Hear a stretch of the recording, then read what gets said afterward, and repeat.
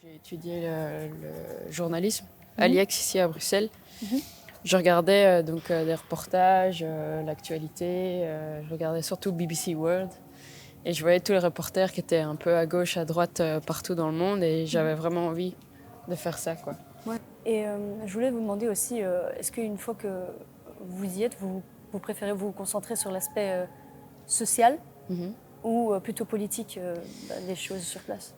Non, moi, je m'intéresse plus à l'aspect social que politique. Donc, c'est-à-dire que si, par exemple, un pays est en guerre, je vais plus raconter le côté des civils.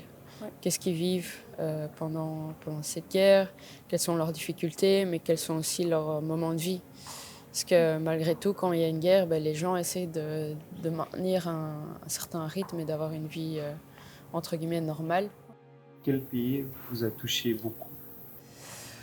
À chaque fois, ça me touche, parce que je travaille sur différentes histoires. Par exemple, pour l'instant, là, je dirais c'est l'Ukraine, mais avant, j'aurais dit Gaza, la Palestine, l'Égypte où j'ai vécu. Donc, je pense que chaque pays où je vais, chaque histoire me touche. J'ai lu que vous êtes parti en Afghanistan. Est-ce que vous voulez partir encore une fois en Afghanistan pour voir maintenant, parce que quand vous étiez parti avant, il n'y avait pas les talibans, mais maintenant il y a les talibans, il y a le problème avec des filles, ils ne laissent pas les filles pour aller à l'école ou faire d'autres choses. Qu'est-ce que vous en pensez? Oui, bien sûr. On a parlé des pays qui m'ont touché. L'Afghanistan aussi, évidemment. Quand je suis partie là-bas, je suis restée 3 semaines. C'était essentiellement à Kaboul et dans la région de Bamiyan. Bamiyan, où en fait, j'ai fait un reportage sur des femmes rangers, donc qui s'occupent du parc de Bande Amir, que je suppose que tu connais. Oui. Qui est un endroit magnifique et qui donc avait des responsabilités. Et c'était une histoire qui sortait un petit peu des clichés qu'on avait déjà sur l'Afghanistan, comme quoi les femmes n'avaient pas le droit de travailler ou devaient rester à la maison, étaient en burqa et tout ça. Or, ces femmes rangers cassaient tous ces clichés, quoi.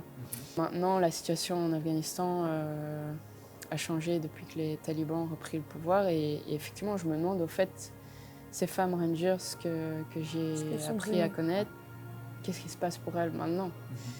Et effectivement, j'ai envie de retourner, mais c'est aussi très compliqué d'aller en Afghanistan en tant que journaliste. Je pense aussi même être plus, avoir plus de compassion. D'empathie, d'empathie pour, par exemple, des gens qui viennent de ce genre d'endroit. Et ici, c'est des gens qui ont des histoires, c'est pas juste des migrants. C'est des gens qui ont une vie, qui ont toute une vie derrière. Et puis quand on vient ici, on les résume à une chose. Une chose. Migrants ou demandeurs d'asile. Voilà, des gens demandeurs d'asile. Et ça, je trouve que c'est pour ça que c'est aussi hyper intéressant et hyper important de le faire.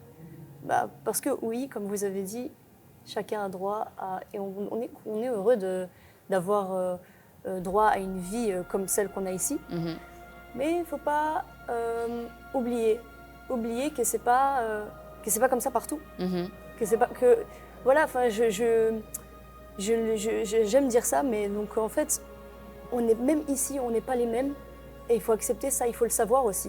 Parce qu'il y a beaucoup trop de gens qui pensent que voilà, on est dans des petites bulles ici. On pense qu'il n'y a rien de spécial en dehors. Et ça, c'est pour ça que je trouve que c'est vraiment cool de dire ça. C'est bien que les gens ouvrent un peu les yeux sur d'autres réalités, quoi. Comment est-ce que vous réagissez face à l'injustice partout où vous êtes allé, hein? Comment vous faites de se dire que voilà, vous êtes là, mais en soi, on peut rien faire. Comment est-ce que vous gérez ça? Justement, c'est en faisant mon métier, en fait. Ouais, c'est ça.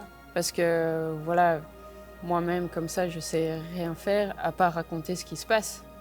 En espérant justement que ça fasse agir les politiques ou même l'aide humanitaire ou différentes organisations ou même les gens, comme toi et moi, que ça fasse agir si les gens peuvent voir mes reportages, réfléchir, agir, choisir des politiques selon ce qui se passe. Voilà, ça c'est ma façon d'agir et je pense que c'est dans cette même optique. C'est sûr que la première fois où je suis partie en Palestine, j'étais aussi très en colère et je voulais aussi faire des choses face à l'injustice. Et je pense que c'est ça un petit peu, quand on est photojournaliste, c'est ça aussi qui nous pousse un petit peu à continuer notre métier.